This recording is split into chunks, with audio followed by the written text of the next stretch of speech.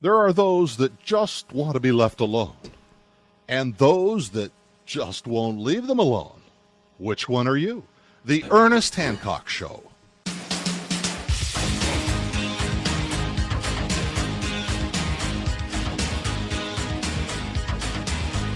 Yeah, this is probably the last day I get to wear shades. My eyes are starting to clear up. You don't do that Resident Evil eye thing anymore. But, we got Chris Bliss in. We're talking about mybillofrights.org. I recognized that last voice, didn't I? That was Mr. CG, wasn't it? I'm on the promo. Oh yeah. Charles Goyette, man. He does a good on job. The promo. Yeah, and Chris is good friends with Charles.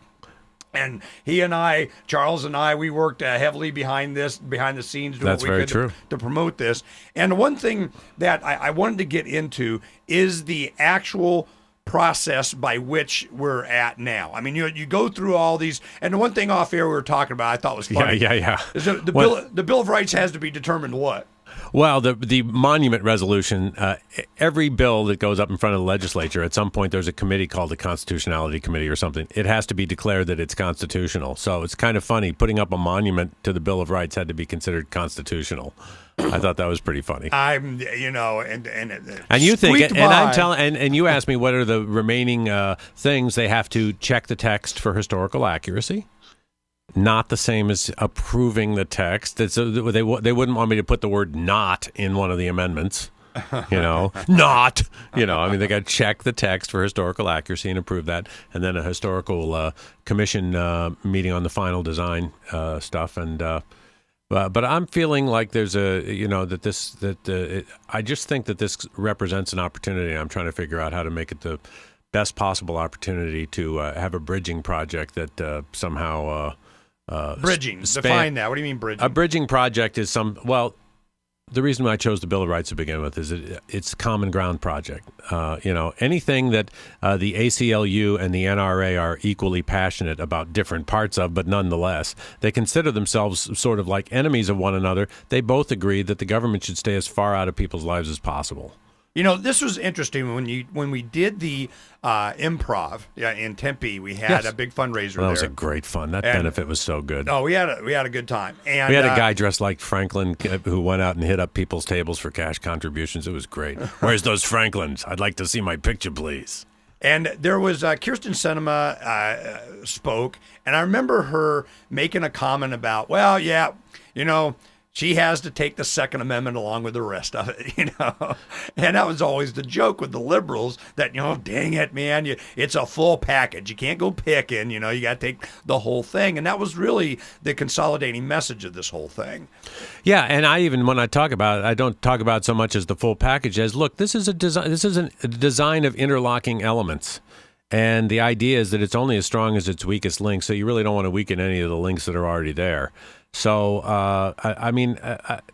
to me, it's that's the best way to look at it. It's this overall, it's a process and design document, and that's why it's been able to, as things have changed, the process and the design could just go straight in and go, yeah, we can run this program too. Yeah, we can run this. We got a good process, a good design, and as the world grows, the process can still be applied in a sensible way. It's a sensible process. Well, tell me about other states that this is good legislation. Well, we have a major thing in Texas, which is why I relocated there. During the course of trying to get the Arizona one moved back over by the Capitol, we had another resolution passed in Texas. A design took root down there and actually has been approved in Texas that I think will be a national destination Bill of Rights location for the country. There's no such thing like it. They're going to give us the entire plaza in front of the Texas State Supreme Court. Wow. It's adjacent to the Capitol, which is one of the more beautiful capitals in the country. And there's a sculptural element, there's a water element, seating, shade. Each amendment is individually displayed and for contemplation. Redoing the entire plaza from the bad aggregate concrete that it is now back to the granite pavers that are at the rest of the Capitol grounds. I mean, it's a beautiful project. So it's about $4 million, which, and it was approved for fundraising to release the drawings. We couldn't even show anybody these drawings until I believe it was either March or April of 2009. just go on CNBC and pull up a stock chart from March and April of 2009. It wasn't the most auspicious time to be going, hey, everybody, write us your checks. We could really use a little, but $4 million sounds like a lot. The Vietnam Memorial in Washington would be $21 million in 2011 dollars. Wow. Because there's design and there's also permanence. The materials have to be above regular construction grade because of what it's being designed for, and that it's outdoors. And also, that's less apparently than the cost of one skybox at the new Cowboys Stadium.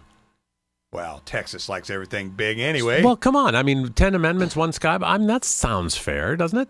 I guess I'm somebody's glad going that to. they're at least paying attention.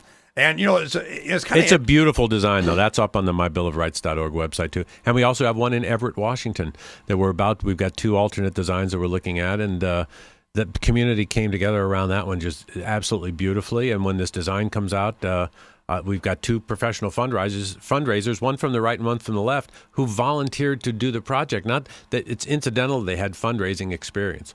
Are they working together? Yeah, they're working together. They love each other. They're both great people.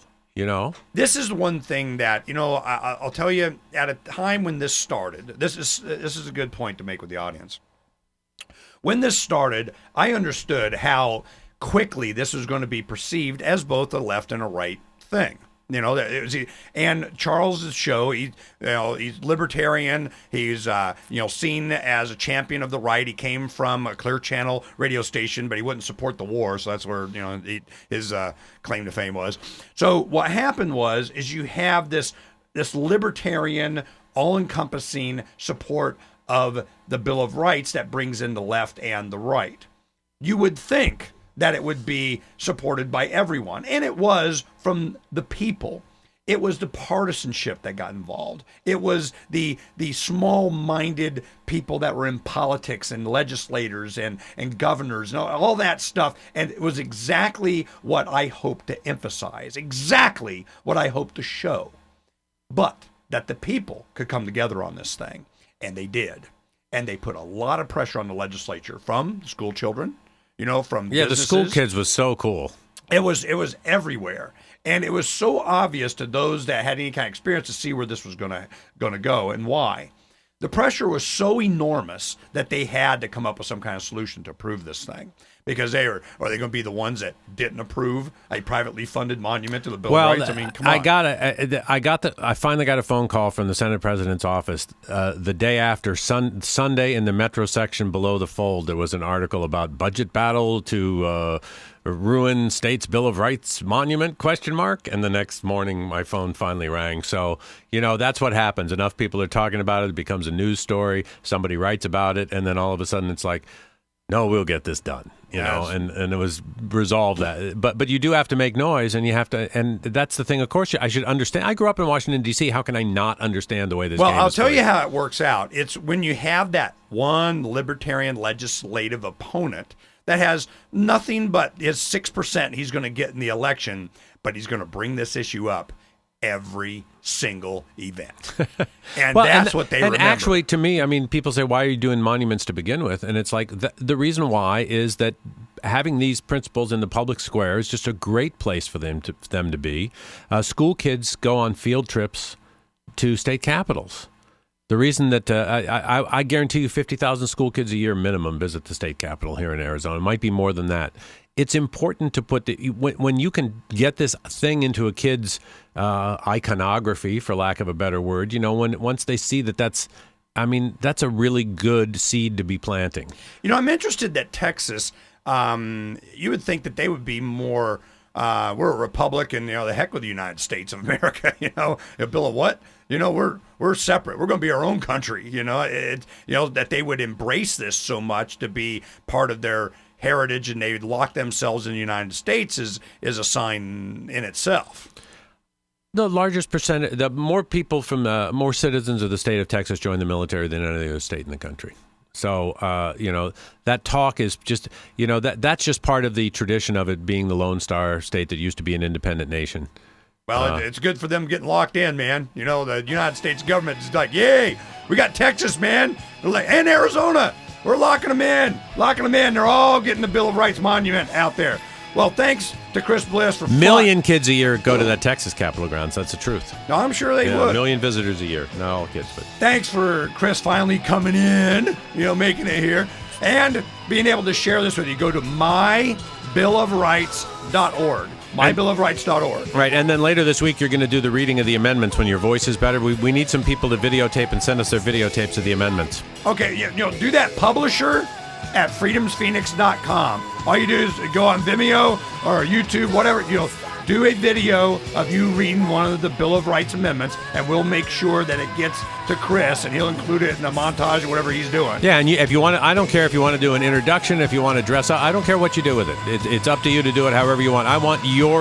It's about what you think as much as mybillofrights.org. Go check it out. Uncovering the secrets and exposing the lies. That's what readers of freedomsphoenix.com get every day. Readers of freedomsphoenix.com are constantly provided the information that detail the real news between the lines of propaganda about government policies and the true relationship we all have with coercive governments. Learn the true condition of our economy, innovations and technological breakthroughs in energy, health, computer science, and space travel. Learn the truth well before it's admitted to in the lamestream media, the media that is so last century. Corporate media has evolved into nothing more than distributors of government propaganda, but we now have a fantastic alternative. FreedomsPhoenix.com provides constant news updates on the issues that affect our lives in the most important ways. Our liberty and our property are under constant attack, and FreedomsPhoenix.com provides the understanding behind the propaganda while encouraging the participation of our readers. Join us at FreedomsPhoenix.com. That's freedoms with an S, Phoenix.com. FreedomsPhoenix.com, where the revolution between the ears has already matured.